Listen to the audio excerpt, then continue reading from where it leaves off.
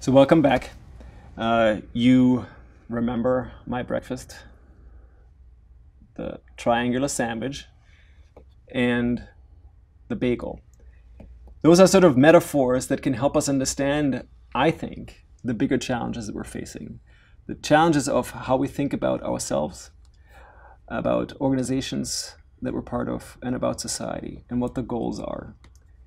Okay? In this sandwich model, maximization is the goal. In the bagel model, there is a safe and just zone that just represents this is better. This is where, as humanity, we can flourish. And so we're going now into the bigger, deeper philosophical questions that we need to go into to understand this massive shift that needs to occur at the level of management. And one of the core pieces that the prior model, the sandwich model, has been drawing on was a scientific, simplistic model about who we are.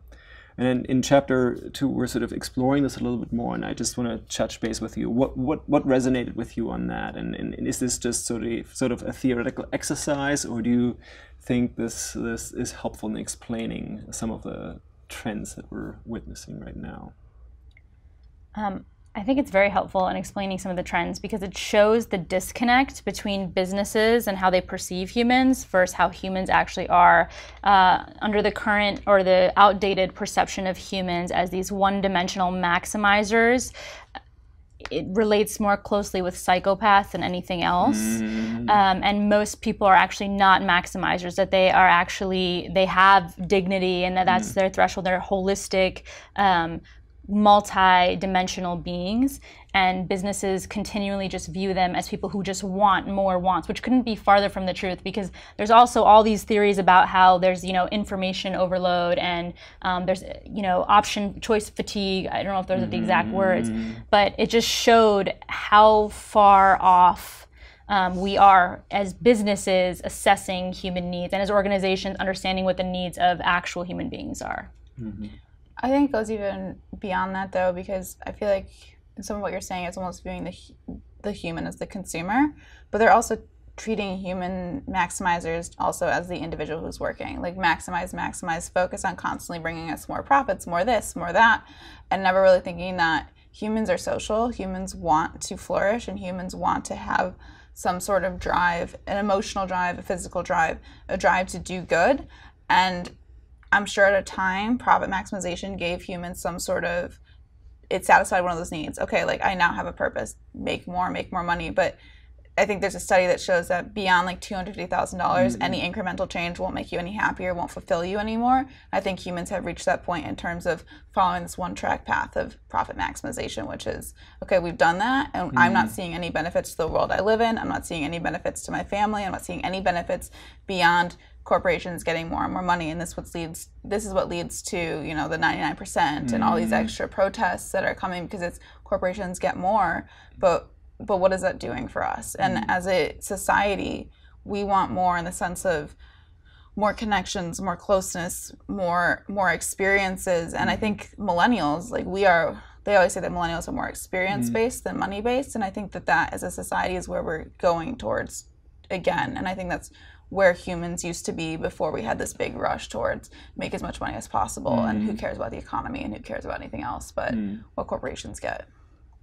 Right, and I think that's sort of like when you're saying millennials, that's the big puzzle for many CEOs. They don't know how to deal with them because, all of a sudden it's important to have purpose. All right, let's create purpose. Right. Oh, it's important to have community. Oh, okay, let's try to create community. Let's maybe put out a letter like this and say we're all interested in dignity and we want to elevate everybody, every stakeholder in some way. And then the typical response, as you have said before, you're talking, is like, really? You guys? Like, this isn't authentic, right? Yeah, and like going back to that business roundtable out of August 2019 and like talking about authenticity, for us, 2001 was a big note, at least highlight to me of, oh my God, the US isn't alone in this world and there are bad characters. At that point, you're still young and you don't realize the global effects. And then 2008, well, you just crashed the economy, but here's Goldman Sachs on this thing saying we need to do better. Barclays, Citigroup, and it's like, you destroyed the economy and you led millennials to now grow up in a world where we're like, I don't really know about credit cards. I don't really know about a mortgage. Oh, wait, I can't even half the things I want I can't afford because we're living in a post-recession world. So I think it's very hard for us to understand this new push towards creating the bigger person and the bigger and more well-rounded corporation when what we remember is 2008 and the whole world crashing down around us. Absolutely. And just to add to that, it's extends even far beyond millennials, and it goes into showing that human nature is very much dynamic, but like Generation Z and millennials are a group of consumers and human beings who are actually holding organizations accountable. There is a high level of mistrust, and we also live in an age of information, so a lot of this is becoming more and more transparent. So when we talk about inauthenticity and you have companies just releasing statements like we're committed to the community without actually fulfilling those needs, they're the first to actually verify and validate whether you are or aren't. And to actually put a statement out like this and then not follow through with it or not actually commit to any real change kind of exacerbates that mistrust. And I think what's important to understand, at least in my perspective, is like what is the blueprint that these leaders are operating from, right? They may not be able to specify that this is how I view the world, right? But there's a mindset, there's a mental model behind it. It's like, how are we treating our people, right? What is important to us? If it's the shareholder and they wanting more, then we need to do that. Then all our action has to be geared to that. It's justified that way. If employees want more money, okay, then they want more money. If customers want cheaper products, then they want cheaper products. But that's an assumption set, right? Right. And what I'm trying to do with this chapter here is like, the evidence is pretty scarce that people are like that. They are also like that, especially if we're looking at the market as the domain in which people operate. Of course, in a market, the price rules. And in some way, yes, we do care about price, clearly. Right. And we want more, or we want enough. And then there's more. And this is a very reductionistic model to say just everybody wants more. And so this is how I can operate. We see the boundaries and the problems with this unidimensional model. And it is what gives rise to the corporation as an organizing model. There are lots of different types of organizing. There are lots of different types of organizations. Yet in business schools, most of the time, we look at the corporation as if it was the only one. And then we have letters of 200, whatever CEOs of publicly listed corporations. But there are millions of businesses that are small businesses that operate differently. They're not publicly listed. They don't have to profit maximize. They can't even think about that, right? They have to balance. Why? Because we are humans. We have to balance. We're balancing. You're balancing, right? You have your family, you have your job, you have your religious, potentially spiritual kind of practices. You have this need to have a broader life experience, right? You're saying millennials overall want to have good experience, an engaging experience. I think that's what it means to be human. That's what it means to be flourishing, to be developing as a more fully human being. And businesses haven't necessarily caught up to that or understand that kind of language. And still, that's what many of the people around the globe expect from organizations overall, governments, NGOs, and businesses of all kinds. And what I'm trying to say with this chapter here is that, okay, we have a mental model that has guided us to here. It has been giving us this kind of simplistic idea that more is better. When we have a simple model, it is easy for people to manage, right? Because we can just make things very simple. And oftentimes, simple models are wrong, right? They can be helpful, but then you need to sort of be more mindful about it and see when they're not helpful. I think what we're seeing with Larry Fink asking CEOs to become more purposeful, more intentional, understanding much clearer what the social purpose is and the contribution. And with the Business Roundtable statement here, that they actually want to recognize and honor the dignity of all stakeholders and then go through customers, how they want to invest in their employees, all of that. That's an aspirational statement that basically goes back to understanding humans as humans, right? And maybe goes to a little bit of a more bagel type understanding of what we want to actually achieve, a future where we can all all thrive, where fundamental commitment to all stakeholders is sort of an expectation and an aspiration. Not that they'll do it perfectly, but that's the expectation. Yeah. And so I think what we can see is that this challenge has become so broad that CEOs feel pressured to at least talk that talk. Whether they'll be walking that walk, that's the big question. I think you're sort of expressing your doubts. Yeah. Yeah. I think, I don't know if it is the millennial in me or the Generation Z or just the general human in me, but I think that this is a very tricky arena moving forward, and it's nice that they've outlined this as their aspiration. We talk about companies having these assumptions about people and what they want.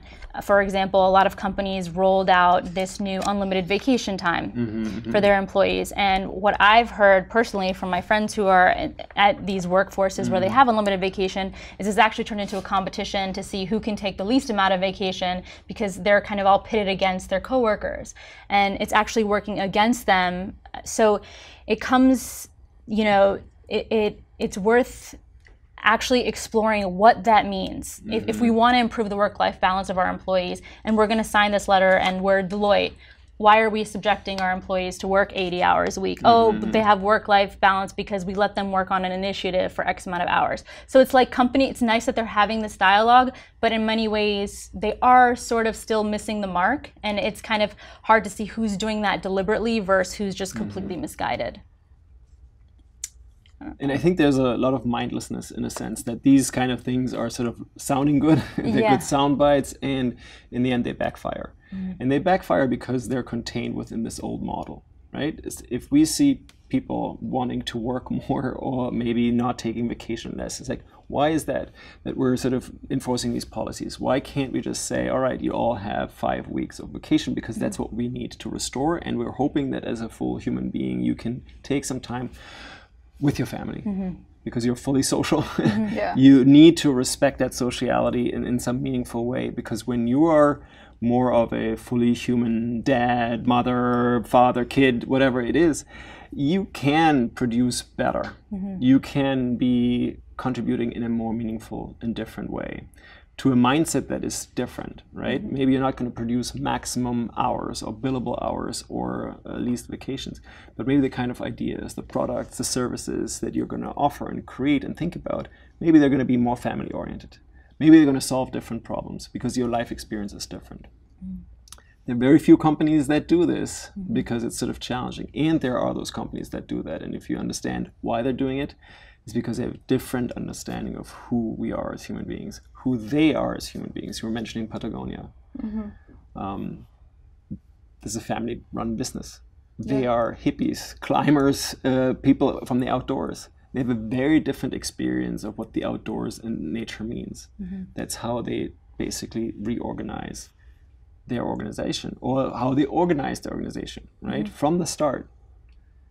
So it is possible in some way to do what they're saying. As you were mentioning yourself, you would trust the Patagonia or North Face or some of these companies in a way, because they're more authentic in that experience. And I think that authenticity comes ultimately from the people in it and their understanding of who they are and who other people are that they relate to.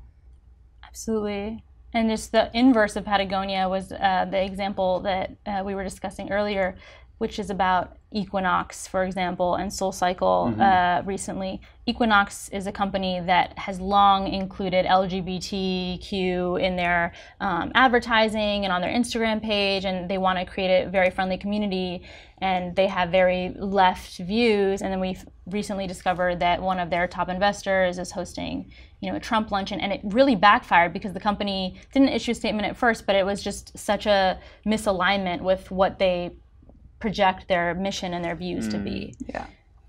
And those probably will be situations that pretty much any business will go through, right? And they have to question themselves on what are the fundamental values that they represent. This is not part of the ancient model of more is better. Yeah, shareholder value maximization, more income, more GDP, or whatever, the economistic model of who we are as human beings. Okay, so we're going to leave this here, and then we're going to resume our conversation on chapter 3 in a moment.